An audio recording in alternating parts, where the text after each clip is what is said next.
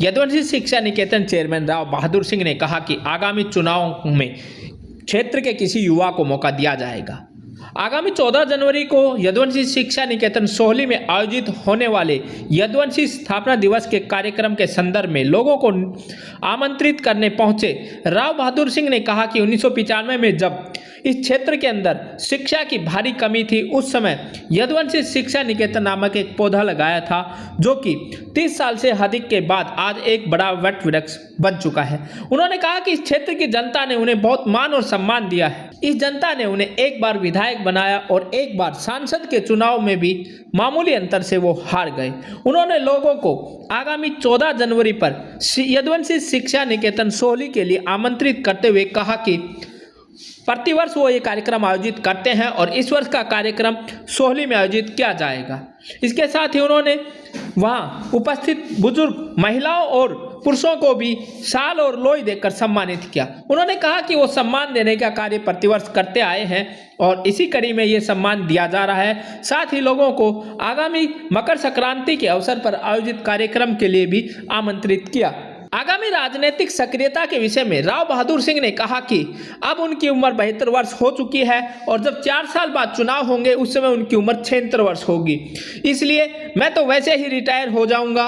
इसलिए क्षेत्र के किसी युवा को राजनीति के लिए मौका मिलना चाहिए। आप लगातार गांव में जा रहे हैं, लोगों का मान सम्मान कर रहे हैं, क्या कार्यक्रम आपका है और लोगों को जो आप निमंत्रण दे रहे हैं वो किस चीज़ को लेकर? पहली बात तो कोई ये मेरे लिए नया काम नहीं है, क्योंकि आपने 1995 मकर संक्रांति के दिन भगवान कृष्ण के नाम से एक यदुवंशी नाम का पौधा सभी ने मिलकर के लगाया।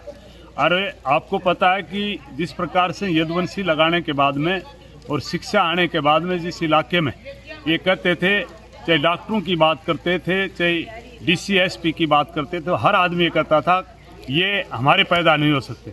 अरे हमने उस इलाके में चाहे SP की बात करें, चाहे DC की बात करें, चाहे डॉक्टरों की बात करें, चाहे लेफ्टिनेंट की बात करें, पूरे इलाके में भरपूर आज बात करते हैं। तो आज रिकॉर्ड तोड़ने का काम देश में भी, आज बात महेंद्रगढ़ जिले की करें तो देश में नंबर 1। पीछे आपको पता होगा आज से 3 महीने पहले एक रिजल्ट आया UPSC का, 37 बच्चे हरियाणा प्रदेश के थे, 13 आपके जिला महेंद्रगढ़ के जो DCSP लगेंगे वो बच्चे आपके इस इलाके से तरक्की करने का काम किया। इसको लेकर के हम हर साल मकर संक्रांति 14 जनवरी के दिन अपने बुजुर्गों का सम्मान भी करते हैं और एक जगह बैठ करके चूरमा और दाल भी खाने का काम करते हैं। इस साल का जो कार्यक्रम रहेगा कहाँ रहेगा? अब की बार मेरी अपनी जन्म स्थली मेरे गांव सोहली में ये प्रोग्राम रहेगा। बड़ी धूमधाम से प्रोग्राम मनाने का काम करेंगे। आपस में सारे हरियाणा का और राजस्थान के रिश्तेदार मिलकर के और इसको लाखों की भीड़ में इस प्रोग्राम को मनाने का काम करेंगे।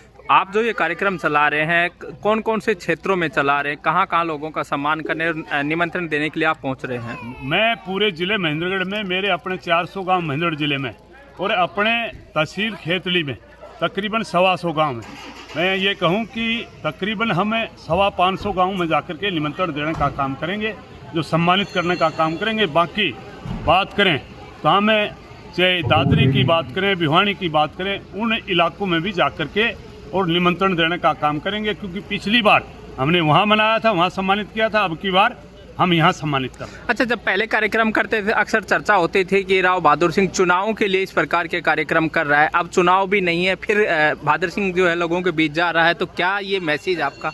मेरी कोई चुनाव की बात नहीं है। मैं इस बात के लिए ज़्यादा खुश हूँ कि मेरे इलाके में जहाँ एजुकेशन नहीं थी वो एजुकेशन को बढ़ावा मिला और लोगों ने भी मेरा मान सम्मान किया। मैं कोई राजनीतिक परिवार से नहीं हूँ, जो लोगों ने मेरे को एक बार इन्होंने मेरे को MLA भी बनाने का काम किया। मामूली से अंतर से मैं MP में मामूली से अंतर से हार गया था, तो मेरे को इससे बड़ा क्या ये सम्मान देंगे। लोगों की सोच तो पता नहीं क्या है। पिछली बार भी मैंने तो चुनाव होने के बाद में भी आपके 200 गाँव में लोगों को सम्मानित किया था। तो हर साल मेरा काम है, ये मेरी परंपरा है, इसको मैं अच्छा समझता हूँ, इसलिए लोगों के बीच में जाता हूँ।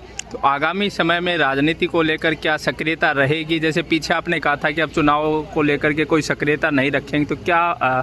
देखो बात यह है कि वैसे तो मेरी 72 साल उम्र है और 3-4 चुनाव की 4 साल पड़ी है, तो क्षेत्र का हो जाऊँगा मैं पहले अपने आप में। वैसे तो रिटायरमेंट हूँ और मेरे को अब तो आप जैसे नौजवान साथियों को आशीर्वाद देकर के और इस इलाके को नई दिशा देने का काम है।